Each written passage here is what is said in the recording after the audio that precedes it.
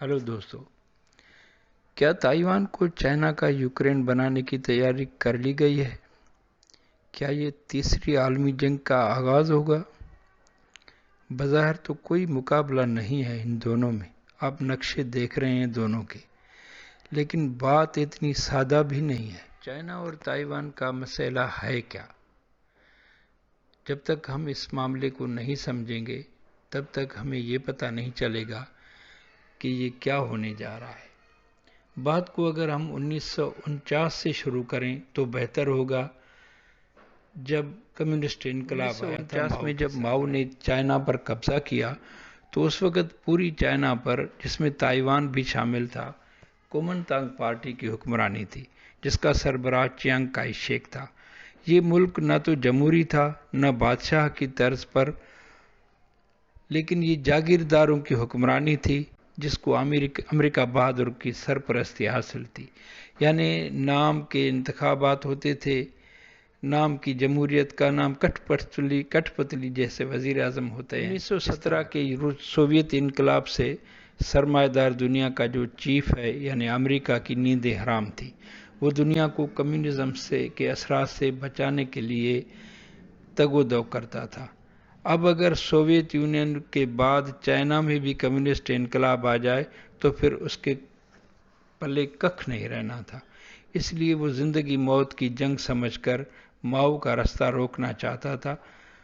वो ये रास्ता तो रोक ना सका, अलबत्ता उसने अपनी वार इंडस्ट्री यानी जंगी इंडस्ट्री को चलाने के लिए एक ऐसी चाल चली जो बहुत ही कामयाब रही। 1949 में जब माओ ने चाइना पर कब्जा किया तो चाइना का सरबराह चियांग काई शेक ताइवान भाग गया, जहां जाकर उसने कम्युनिज्म से लड़ने का ऐलान किया। अमेरिका ने उसी वक्त ताइवान की हुकूमत को पूरी चीन की हुकूमत के तौर पर तस्लीम किया। उस वक्त माओ को मशवरा भी दिया गया कि लोहा गर्म है, माहौल अभी हमारे यानी फेवर में है, तो आगे बढ़ें और ताइवान पर हमला करके उसको भी अपने यहाँ शामिल कर दें। लेकिन माओ अमेरिका की आंखें देखकर हिम्मत न कर सका और उस मसले को फिर कभी पर छोड़कर चीन पर अपनी हुक्मरानी को मजबूत। आज का वक्त अमेरिका ताइवान पर हाथ रखे हुए है, उसकी इमदाद भी करता है, उसको हथियार भी फरोख्त करता है।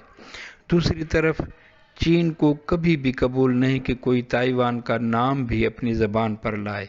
आपको याद होगा पिछली दफ़ा अमेरिका की एक खातून पलोसी यहाँ आई थी तो चीन ने उसका जहाज़ मार गिराने की धमकी दे दी थी।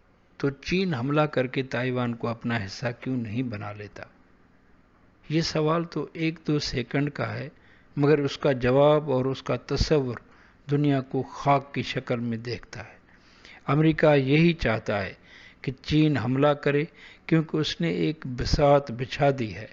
ऑस्ट्रेलिया से लेकर जापान, जनूबी कोरिया, सारे इलाके के कुछ और ममालिक ऐसे मुआहदे में पिरो लिए गए हैं जो इस जंग को एटमी जंग के खतरे में बदल देगा। लेकिन अमेरिका एटमी जंग नहीं चाहता।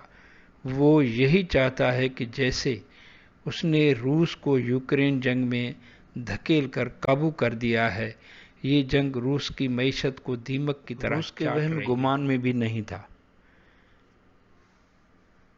कि ये जंग इतना तूल पकड़ेगी, इतनी लंबी होगी।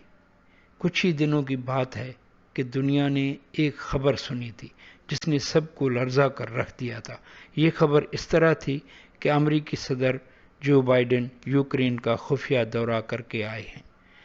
उस दौरे का मतलब उस जंग को यानी रूस यूक्रेन जंग को ऐसी शक्ल देनी थी जो उस वक़्त तक चलती रहे जब तक रूस की मईशत तबाह बर्बाद न हो जाए।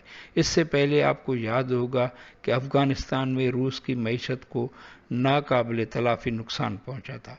अगर इसी तर्ज की जंग ताइवान में भी छिड़ जाती है, जिसके इम्कानात बहुत ज़्यादा हैं, तो फिर ये दुनिया की मईशत के लिए बड़ी बदनसीबी होगी, जहाँ तबाही ही तबाही होगी। ये जंग इसीलिए जो बड़े 2 ममालिक हैं, रूस और चाइना, वो एक जगह काबू हो जाएं और अमेरिका बाकी दुनिया को उस तरह बांट कर खा जाए जैसे बंदा केक खा जाता है।